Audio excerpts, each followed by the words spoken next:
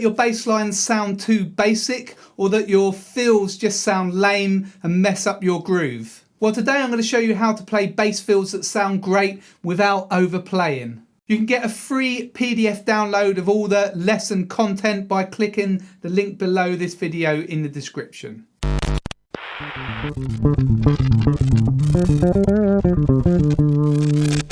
First of all, I'm going to give you 3 musical concepts or rules that will help you when you're creating bass riffs. Number 1, think like a drummer. So place your fills before the sections change at the end of 4 or 8 bars, for example.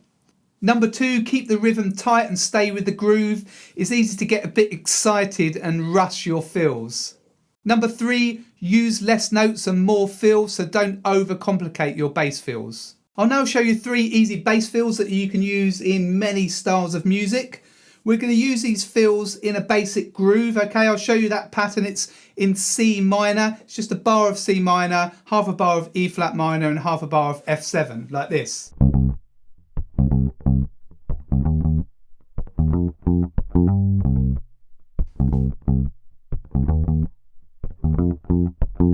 But that will make more sense later on in the video when I play it with the 3 fills. If you're enjoying this video, then don't forget to subscribe to my channel by clicking the red subscribe button on the bottom right hand corner of the screen. And if you click the bell and select all, you'll get notified as soon as I release a new video. Okay, fill number 1. This is a kind of bluesy minor pentatonic fill. We played it in the 2nd bar, so we kind of play this E flat. And then we play the fill. Okay, so it's a C minor. This is C minor pentatonic. Okay, but we're playing the minor 3rd here. Okay, we're playing these notes. Okay, that's just from C minor pentatonic. Okay, and then we're sliding up. And I would just slide up and then shift back to your 3rd finger on the F.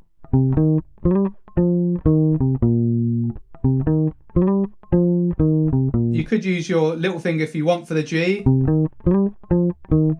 I like using my 3rd finger. I can kind of slide better. It's entirely up to you that, okay? Okay, you got a little bit of a swing instead of, okay, just swinging those 16th notes. Okay, so that's fill number 1. Fill number 2 uses a chromatic idea, a kind of walk up. All right, so we're on E flat for that 2nd bar. Okay, and we're going to play this. Okay, because we're going to C. So we're just walking up chromatically each fret. A, B flat, B, C, okay? Okay, because we're hitting the F anyway in the basic groove and we're just playing a chromatic walk up. So the whole bar to C, 1 and 2 and. Okay, so that's a kind of chromatic walk up fill. Fill number 3 is just a bit more funky, all right? We're just playing kind of some muted notes and just keeping it funky with only really 2 notes here. This is the fill. Okay, so we're just doing it on F. If I don't do any muted notes, do a hammer on there, but I'm putting some muted notes in. Okay, it doesn't really matter where you play the muted notes. Just adding some muted notes in there is going to make it more funky, okay? I'm now going to play all 3 fills. I'm going to play with a backing track. I'm going to play it within that loop, that 2-bar groove to give you some context. So I'm going to play the first fill after 8 bars, fill number 1. And then after that, another 4 bars, fill number 2, and another 4 bars, fill number 3. Okay, and listen to me kind of really trying to lock in with that groove with the drummer there when I'm playing the main groove.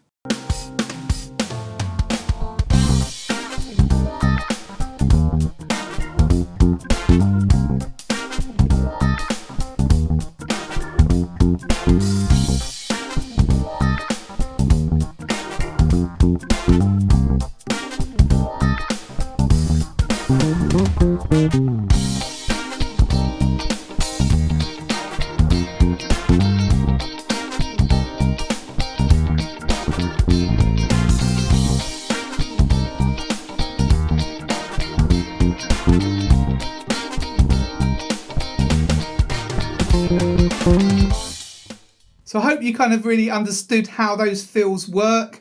I played them after 8 bars first of all, and then after 2 lots of 4. So when you're constructing fills, use them sparingly. You've got to lay the groove down, okay? Don't step on all the other musicians' toes by playing too much, by overplaying. You need to leave space for the other musicians to put their fills in too. Listen to players like James Jamerson, Duck Dunn and Pino Palladino, for example. Listen to how they use their fills sparingly, but really lay a solid groove down. So they're great bass players to listen to if you want to kind of not overplay and you want to learn how to do that. So when you're at a rehearsal or a gig or a jam, try some of these ideas, okay? Just try a minor pentatonic idea, try a chromatic idea, and try a kind of more funky rhythmic idea. So you can come up with your own note choices there, but these are kind of just some ideas to get you started. Well, I hope you enjoyed this lesson. Let me know by leaving a comment below the video. I'd love to hear what you think.